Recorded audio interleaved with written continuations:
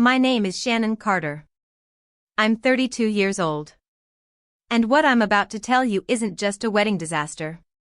It's the unraveling of a life I thought I had under control, only to discover the person I was about to marry had planned my downfall like a chess move.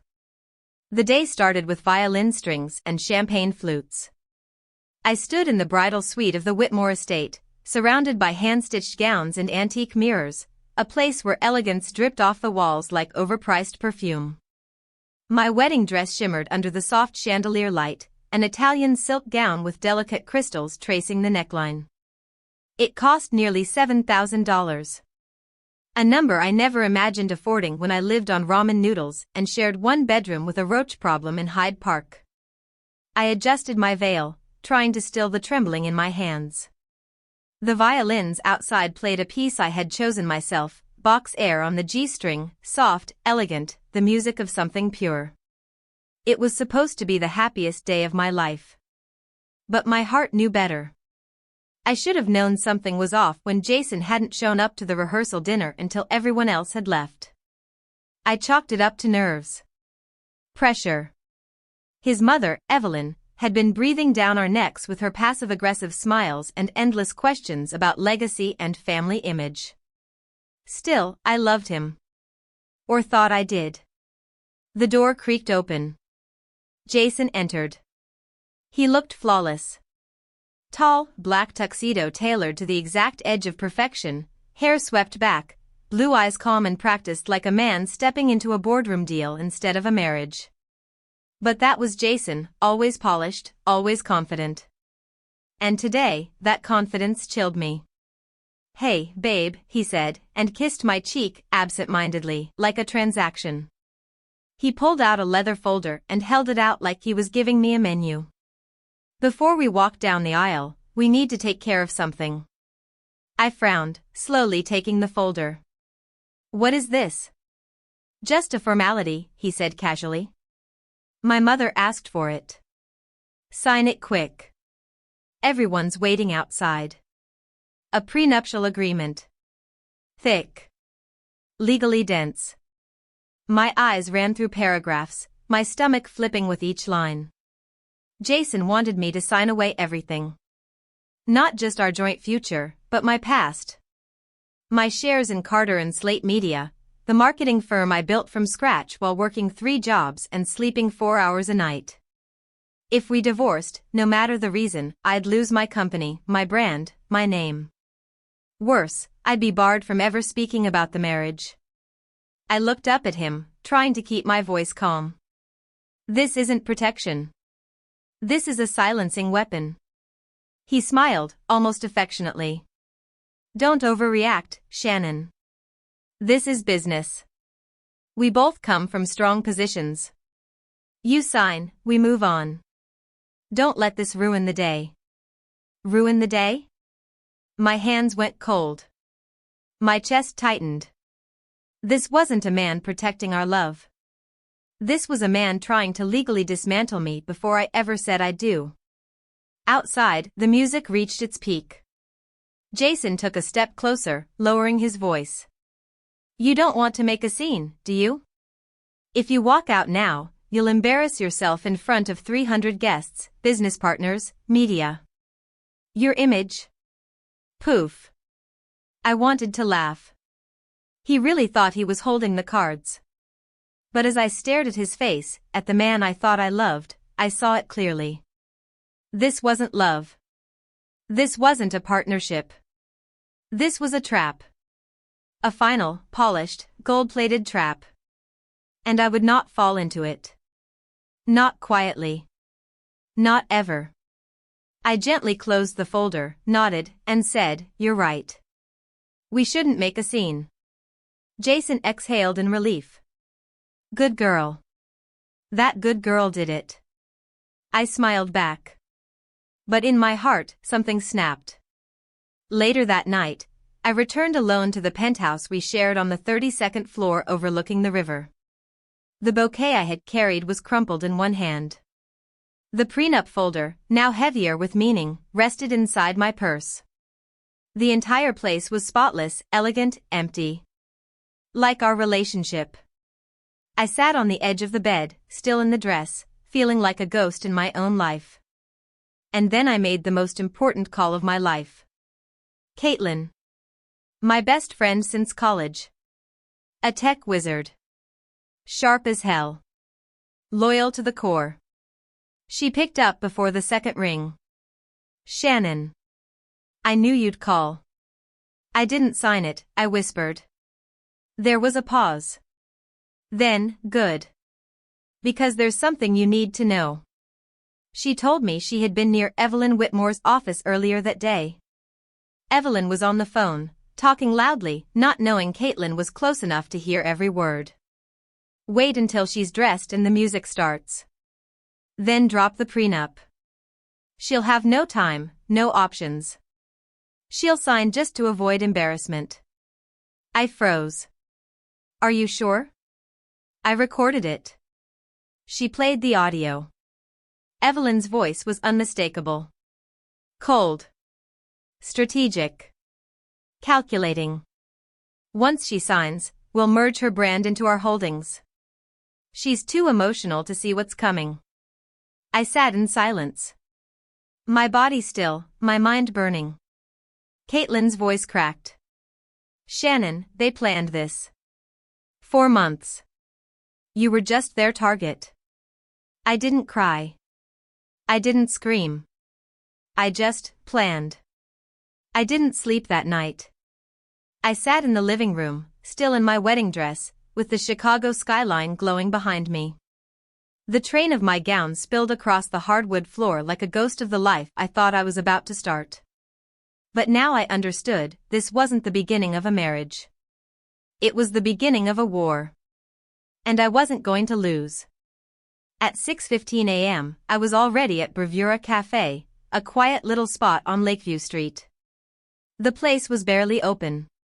A few regulars sipped black coffee like medicine.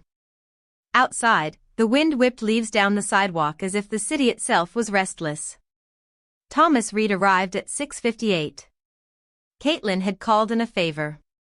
He was a private investigator with the kind of face that looked like it had seen too much and stayed silent about most of it. He wore a plain black coat and carried a manila folder under his arm. Miss Carter, he said. You've got a lot of powerful enemies. But I've seen worse fall. I liked him already. He opened the folder and slid it across the table. This, he said, is Veronica Hale. Former CFO at Whitmore Enterprises. Let go 2 years ago after questioning internal transfers. Quiet woman. Smart. Scared. He handed me a photo. Veronica looked like someone who used to be fearless, before something broke her. She's willing to meet, Thomas said. But she's nervous. You'll need to earn her trust. When? Today. 3 p.m. She picked the place, diner just outside the city. I'll take you. I nodded, then looked out the window. The sun was just starting to rise, throwing burnt orange streaks across the sky. I hadn't even changed clothes yet.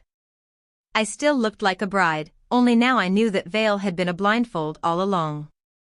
Thomas was true to his word.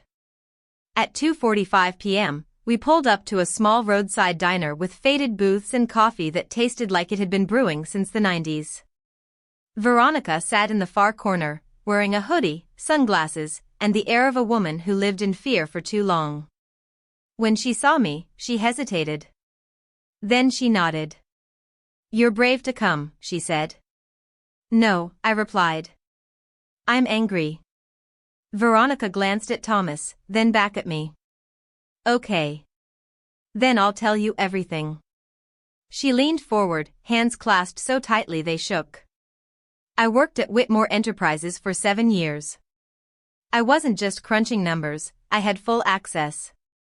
Then I started seeing large amounts of money shifting through shell companies. They told me it was for charity initiatives and partnership deals. But they were laundering money. Dodging taxes. Funding political campaigns illegally. She pulled out a small USB. And now? I think they want your company to become the next Shell. My heart pounded. How do you know? She looked me straight in the eye. Because I saw the emails. Evelyn and Jason were discussing how to fold Foster Creative into their network.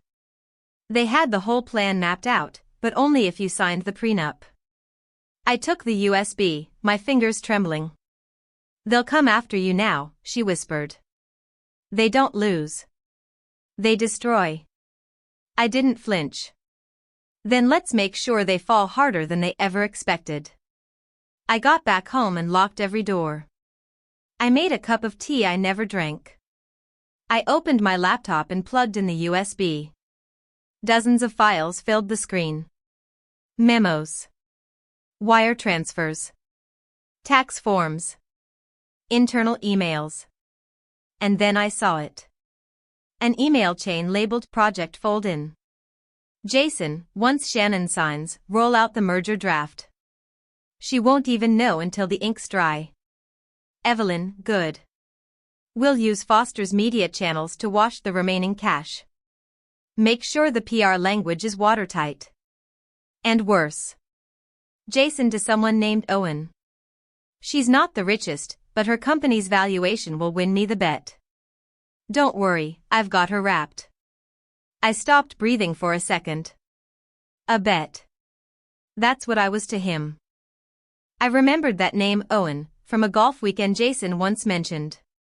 They had joked about who'd locked down the biggest prize before 35. My stomach churned. Every late-night dinner. Every handwritten note. Every whispered promise. All of it, just pieces of his performance. I texted Caitlin. We need to meet. ASAP. Caitlin, on my way. That night, we sat cross-legged on my living room floor like we were back in college. Except this time, instead of pizza and midterms, we had hard drives and legal documents. This isn't just a betrayal, Caitlin said. This is a hostile takeover in white lace. I nodded. And we're not going to stop it. We're going to burn it to the ground. We created a hidden digital vault. Stored every piece of evidence. We even gave it a name, the Truth File. But we needed more. I remembered something Jason once said about his crazy ex, Madeline. He always painted her as unstable, dramatic, jealous. But now I wondered, what if she'd been cornered too? I found her through a mutual contact in the local business world. She was running a consulting firm now, sharp-eyed and guarded. When we met, she didn't waste time. I know why you're here, she said. He did it to me too. I slid a printed copy of the prenup across the table. She read it and laughed bitterly. Almost identical. Except mine had a gag order and a clause that gave him creative rights to my fashion designs.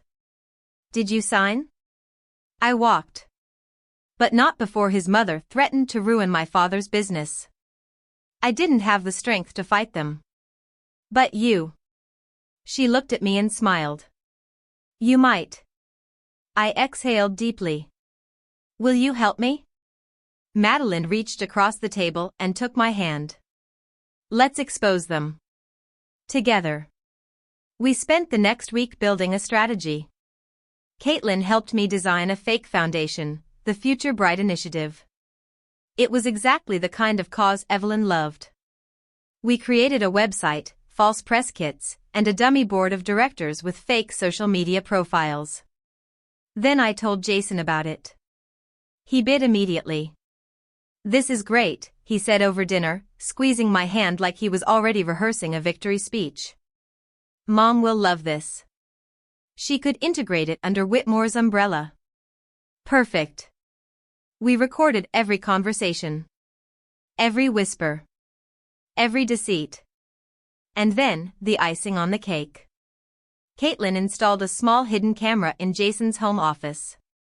The footage it captured still haunts me. Jason, on a call with Owen. She's going to sign it. She's too emotional to walk away. I'll win the bet and the company in one shot. Owen. Damn. You always win. What are you gonna do with the company first? Jason. Strip it. Sell the parts. Keep the name. That's all she's got, her name. That's when I knew. The wedding would still happen. But not the way they planned. I wasn't walking down the aisle as a bride. I was walking in as a storm. The morning of the wedding arrived with all the pomp and glitter Evelyn Whitmore could buy. St. Augustine Church was drenched in fresh white roses and imported orchids. A string quartet played just outside the arched entrance. Security detail flanked the sidewalk. There were drones, press vans, live feeds. Every guest had received a personalized welcome package with satin fans, monogrammed programs, and tiny flasks of champagne infused with gold flakes. It looked like a fairy tale. But fairy tales don't come with USB drives full of wire fraud and betrayal. In the bridal suite, I sat in front of the mirror again, different now. My makeup was flawless, my hair swept into a sleek chignon. The same $7,000 gown hugged my frame, but it didn't feel magical anymore. It felt like armor. Caitlin entered, her expression focused. All systems are go, she whispered. The media packet will hit inboxes at 1:30. The evidence vault is queued for public access. If something happens to us, it goes live anyway. I gave a small nod. What about the display screen in the church? Connected. One tap and it plays everything. The emails. The shell companies. The video. My hands trembled slightly, not with fear, but the weight of it all. I had spent 8 years building Foster Creative. My company. My name. My dignity. Jason and his mother had almost stolen it with a smile and a signature. But not today. Caitlin stepped forward, handed me the bouquet. You've got this, Shannon. I took it, then reached into the bouquet's silk wrapping and pulled out my own prenup, the one Madeline, Caitlin, and I had written, with ironclad clauses. Any act of fraud, coercion, or criminal intent would nullify the agreement instantly. I slipped it inside a folder identical to Jason's. Poetic symmetry. Then I heard his voice.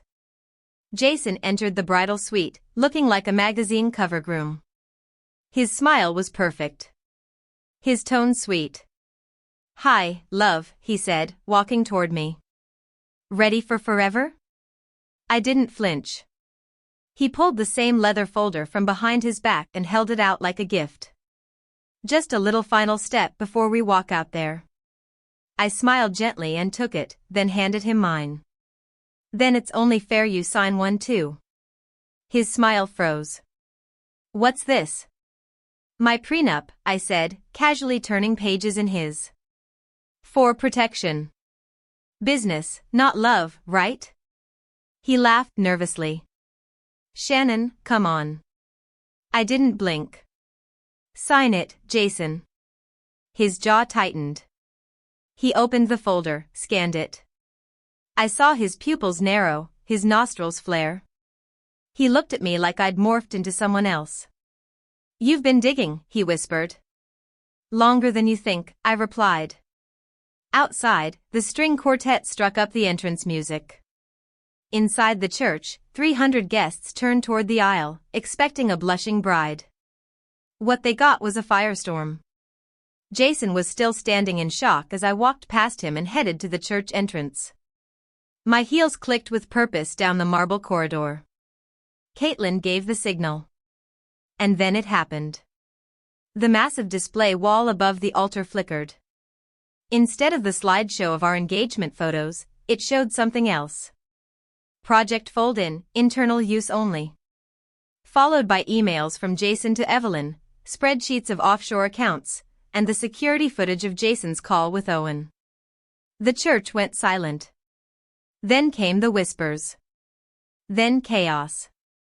Evelyn bolted from the front row, charging toward the tech station. Turn it off. This is illegal. Who gave permission? I stepped up to the podium, lifted the microphone, and said. I did. All eyes turned to me. I stood there, still in the bridal gown, but not one person saw a bride anymore. They saw a woman who had just shattered a dynasty. "I want to thank you all for coming," I said, voice steady. "But this isn't a wedding. This is a warning." Gasps echoed. Phones came out. Some guests stood, trying to leave. Others stayed frozen, unable to look away. "I was handed a prenup an hour before walking down this aisle," I continued. "A contract that would have taken everything I built." But what Jason and Evelyn didn't realize was that I already knew. Camera shutters clicked rapidly. Reporters whispered into handheld mics. Jason stumbled out, trying to stop me. "Shannon, you don't know what you're doing."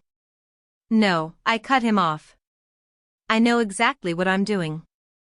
Right on cue, Madeline entered the church, flanked by two other women who had also been Jason's past almost fiancés. Each of them carried folders. Each had come ready to testify. Caitlin tapped her tablet again. The screen lit up one last time, with Jason and Owen laughing on the video. "Jason, she's emotional. She'll sign it just to avoid embarrassment. That's her weakness." "Owen, you win the bet, man. Whitmore's about to own her name." You could hear the air being sucked out of the room. A board member from Whitmore Enterprises stood up. "Jason. Evelyn. We need to talk. Now." Evelyn looked like she'd aged 20 years in a minute. Jason looked ready to bolt. "Shannon," he whispered. "You've ruined everything." I looked him straight in the eye. "No. I saved myself. You did the rest." By sunset, every news station in Chicago had the story. Whitmore wedding scandal erupts into corporate fraud investigation. Bride exposes groom's family on wedding day, goes viral overnight. CEO Shannon Carter outsmarts billionaire family, walks away with dignity. I sat in my apartment that evening, finally out of the dress. It hung limp over the back of a chair, its crystals catching the light like shattered glass. The tea I made that morning was still untouched. My phone buzzed non-stop. "Caitlin, it's everywhere. SEC just opened a formal inquiry. Thomas, Whitmore stock down 37%. Evelyn stepped down. Madeline, two more women reached out. Said they were almost targeted too. Jason tried calling. I blocked him. Then Evelyn emailed me. Evelyn Whitmore, please consider what you're doing. We can fix this. I replied with one sentence. I already did. That night, I opened Reddit. I made a new post. My name is Shannon. I was nearly tricked into signing away my entire company on my wedding day. I didn't. Instead, I exposed them. Here's what happened. I didn't expect much. But within hours, the post exploded. People from all over wrote. You're a hero. Your story gave me courage to leave my abuser. Thank you for showing us that power doesn't mean control. The next morning, sunlight poured through the windows like nothing had happened, like the world hadn't seen me, in a white wedding gown, dismantle a legacy family in real time. But I had. And there was no undoing it now. My inbox had over 400 unread emails. Most of them from women. CEOs. Artists. Secretaries. Daughters. Strangers. All of them had a story. All of them had felt what I felt, cornered, diminished, underestimated. And suddenly, my pain felt bigger than me. I didn't cry. I didn't celebrate. I just stared out over the Chicago skyline with my coffee, wondering what Jason was doing at that exact moment. I hoped he was listening to the sound of everything crashing around him. Caitlin showed up around 10 a.m. with her laptop and 2 energy drinks. You need to see this, she said, eyes wide. Whitmore Enterprises is in freefall. 3 of their sponsors just pulled funding. Evelyn stepping down was just the beginning. She turned the screen toward me. Breaking: SEC launches formal investigation into Whitmore Family Holdings. Whitmore CEO resigns amid allegations, bet on bride clip goes viral. I can't believe it, I whispered. You should, Caitlin said, sitting beside me. You did this. I took a deep breath. No. They did this to themselves. I just hit play. The phone rang again. Another unknown number. I almost ignored it. But something told me to answer. Hello? The voice on the other end was calm. Professional. Ms. Carter? This is Lindsay Moore. I watched what happened yesterday. You don't know me, but I used to work for Evelyn. She destroyed my career. And I just wanted to say, thank you. I didn't speak. I couldn't. Lindsay continued. Because of you, I just filed a formal complaint. And I'm not alone. I hung up with my hands shaking. The ripple had started. By mid-afternoon, a dozen news stations were requesting interviews. Podcasts, women's business forums, even international outlets. All of them wanted to hear the CEO bride who said no. I declined them all, for now. I wasn't ready to tell the full story. Not until I had every last piece in place. Later that day, Caitlin and I met with Madeline and two of the other women Jason had manipulated. One of them, Ava, was a tech developer from Seattle who had signed a similar prenup, only to have her startup absorbed and her equity erased 6 months into the marriage.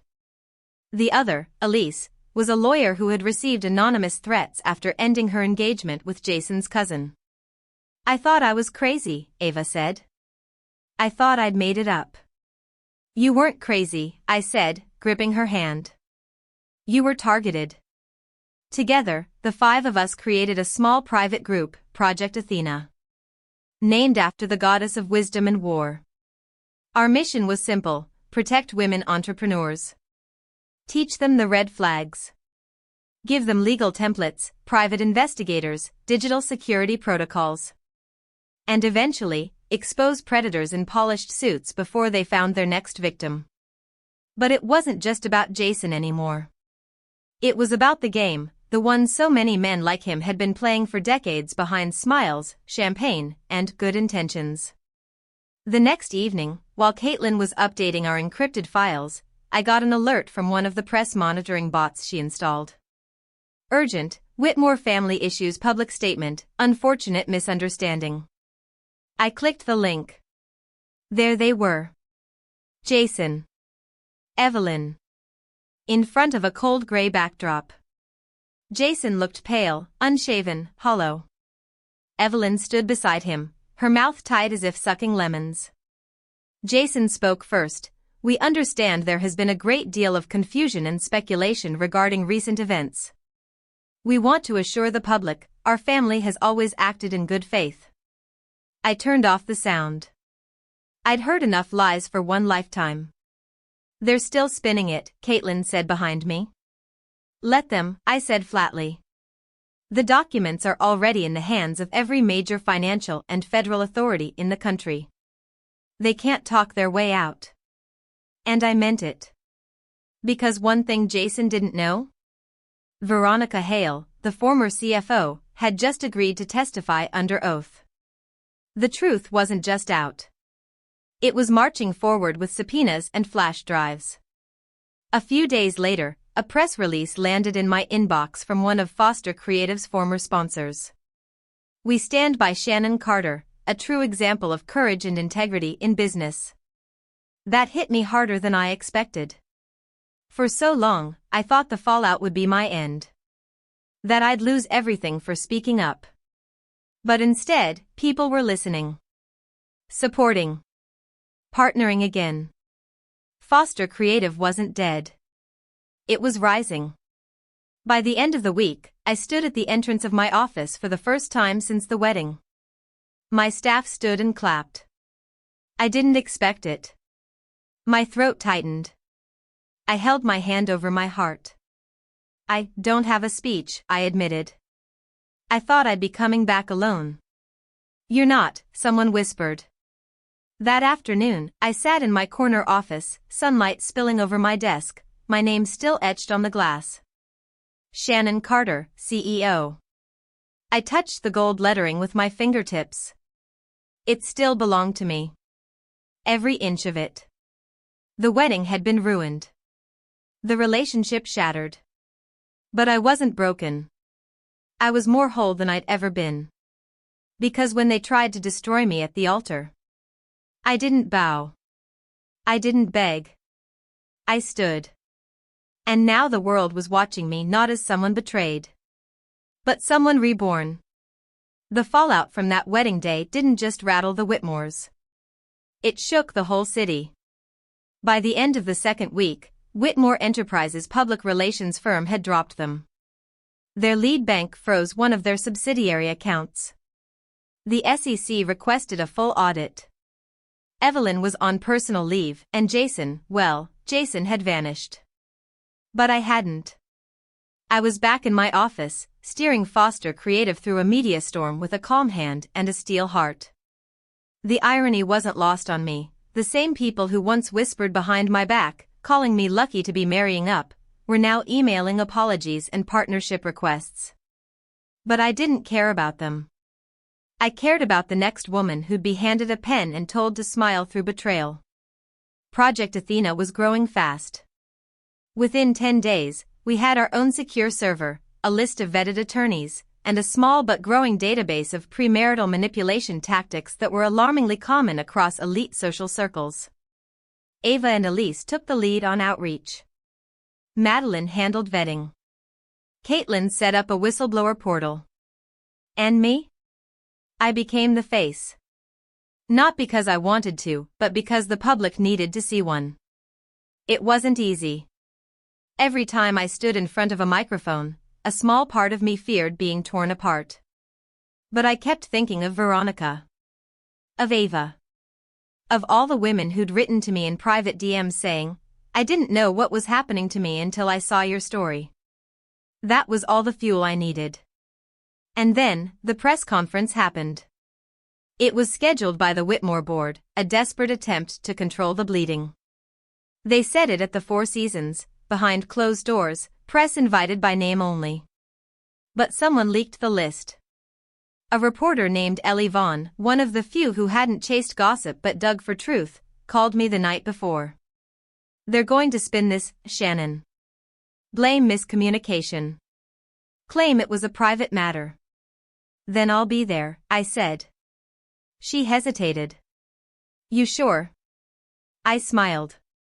They wanted a show. Let's give them one. I showed up in a crisp navy blue pantsuit. No jewelry, no flash. Just me, and a manila envelope full of documents Caitlin and I had organized into what we called the final nail.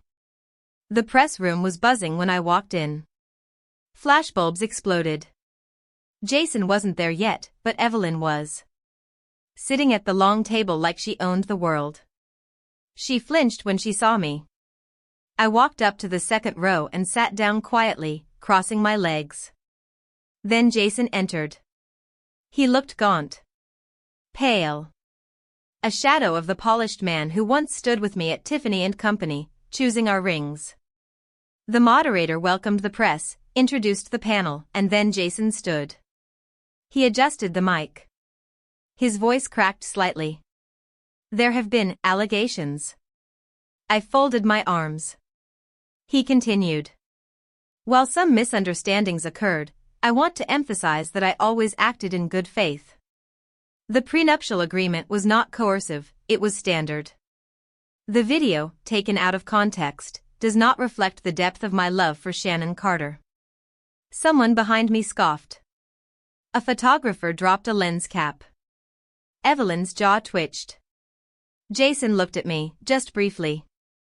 I could see it in his eyes. He thought I would stay silent. That I'd let him have the last word. He was wrong. Again. I stood. "Excuse me," I said. "If I may speak?" The moderator froze. Evelyn jumped to her feet. "This is inappropriate." But Jason didn't stop me. Because deep down, he knew he'd already lost. I stepped forward and placed the envelope on the table. This, I said, contains not only the full transcript of the prenuptial agreement you tried to force on me at the altar, but also internal emails, bank records, shell company activity linked to Foster Creative, and the full video of your bet with Owen regarding who could marry into wealth faster. Gasps spread across the room. Cameras clicked furiously. Reporters whispered furiously to each other. I'm not here for revenge, I said, my voice steady. I'm here to end the silence. Jason sat down heavily. I walked out of that room without looking back. Later that night, Ellie's headline read, "Bride who brought the truth to the altar destroys Whitmore family's final cover-up." The next 48 hours changed everything. SEC issued a subpoena. Evelyn was formally charged with obstruction. Jason was banned from serving on any board of directors until further review. But none of it brought me joy. It just brought peace. And freedom. I returned to my office one morning to find a package sitting on my desk. No return address. Inside was a small gold necklace. The charm? A phoenix. There was a note. You lit the match. But what you became in the fire? That was all you. V. I smiled. Veronica. We hadn't spoken in weeks. She was in hiding, prepping to testify. But clearly, she was still watching. That afternoon, I sat down with Caitlin in our favorite rooftop cafe. We made it, I said. No, she replied, her eyes glinting. You remade it.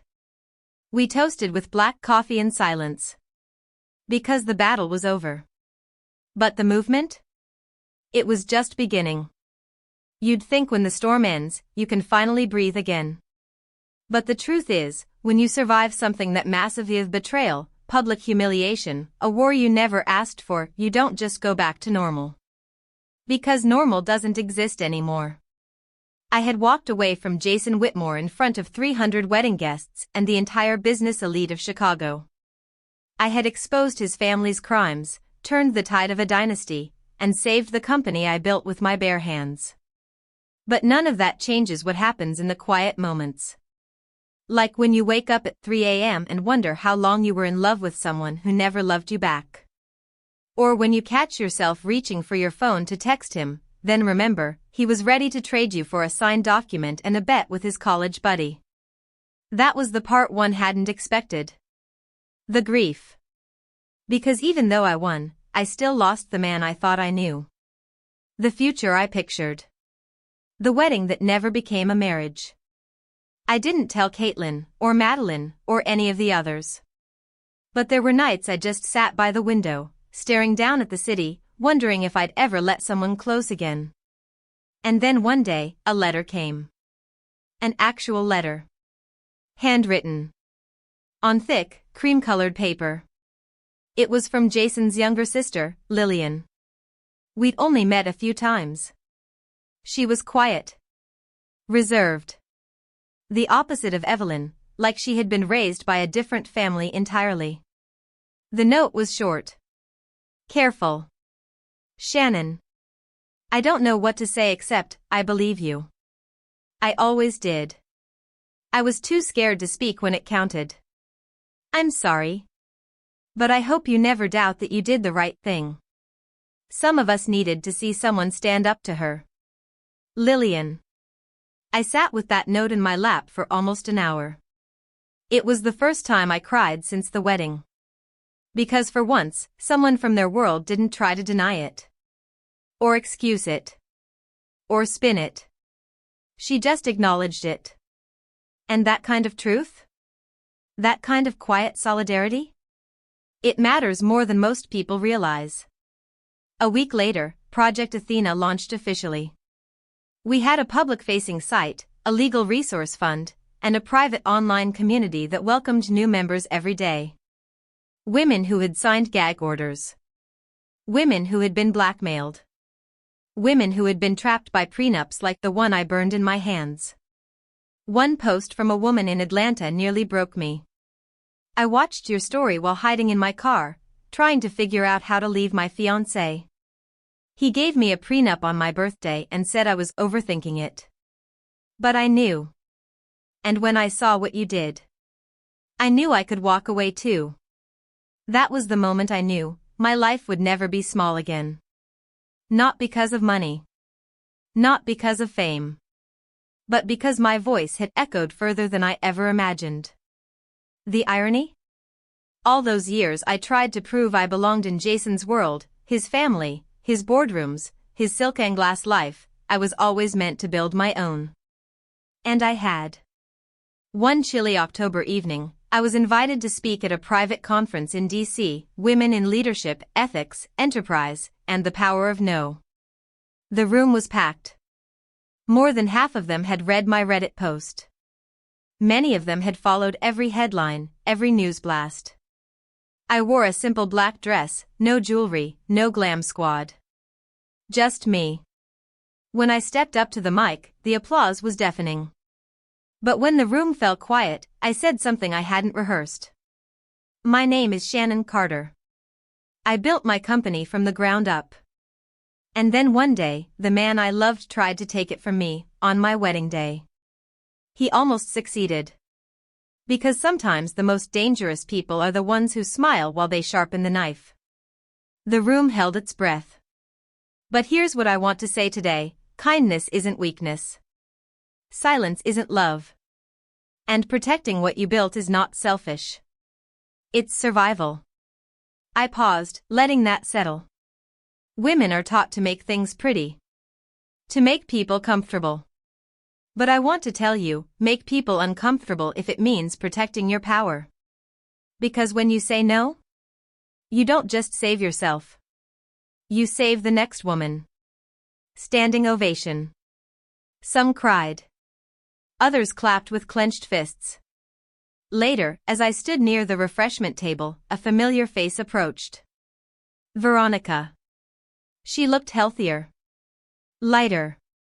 Free. You did it, she said. No, I said, shaking my head. We did. She smiled. There's a grand jury hearing scheduled. Evelyn's being called in.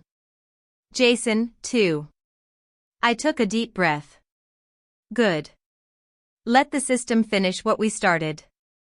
The last time I saw Jason was 3 weeks later. Not in court. Not at a board meeting. But at the Lincoln Park Conservatory.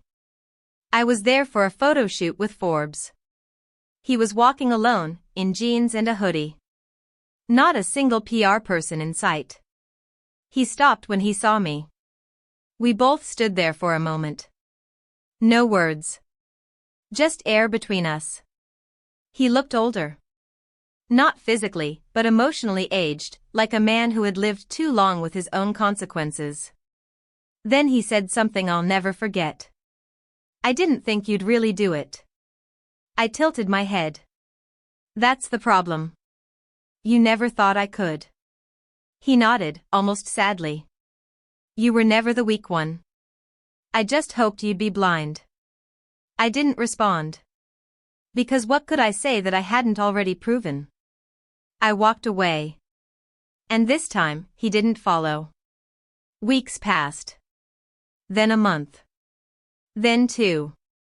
The Whitmore name, once synonymous with prestige and untouchable wealth, became the cautionary tale whispered through corporate corridors. Boardrooms replaced Jason's face with new, safer pics. Evelyn disappeared from public life entirely.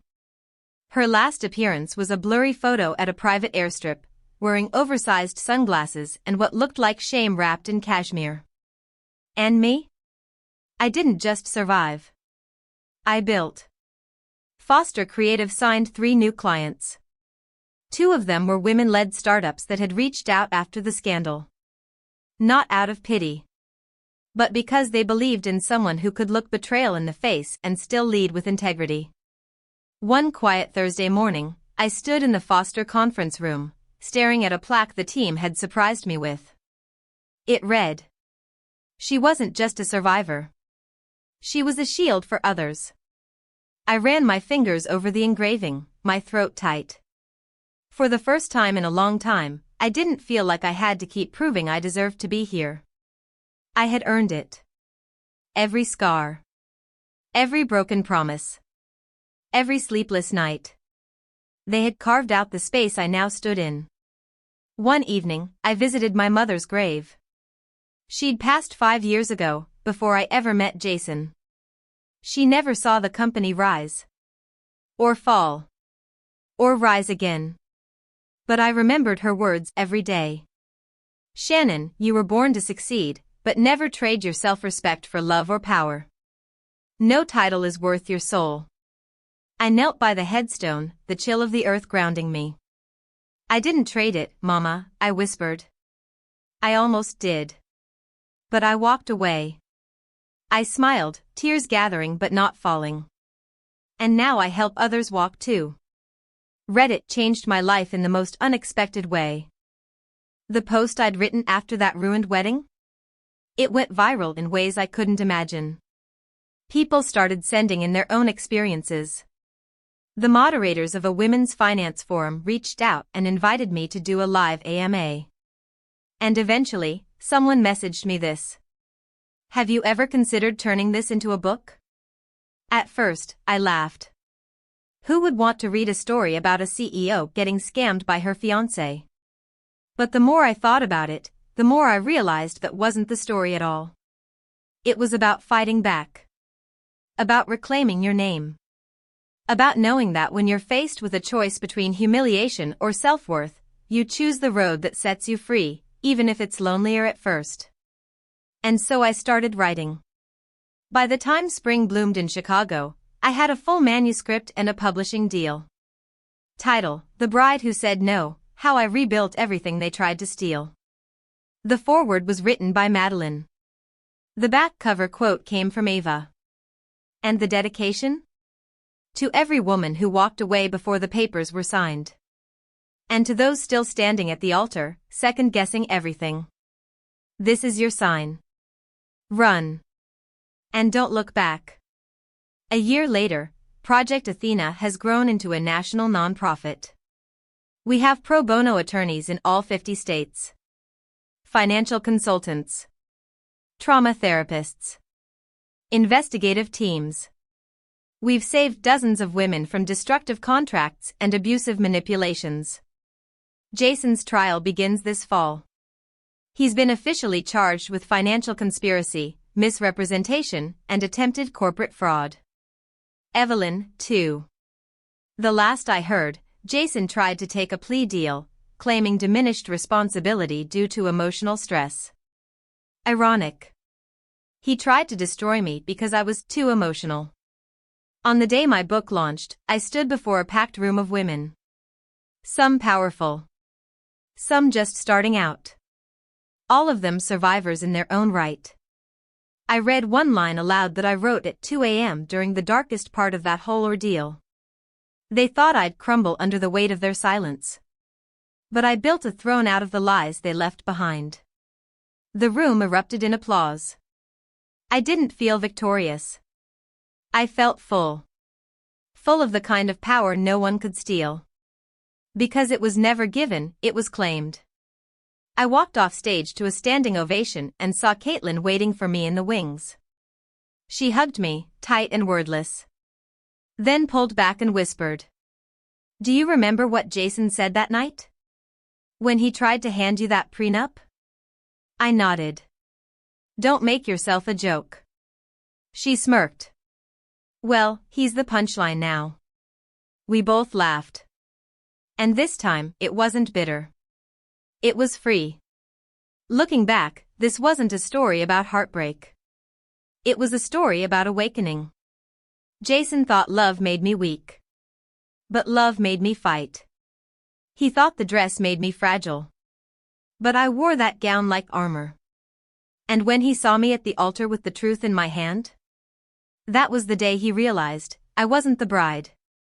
I was the reckoning. What happened to Shannon is a story too many women recognize. It's a reminder, don't ever let love silence your instincts. Speak up. Stand firm. And protect what you've built, even if it means standing alone. If this story moved you, share it, subscribe to Revenge Echoes, and leave a comment. Your voice matters more than you know.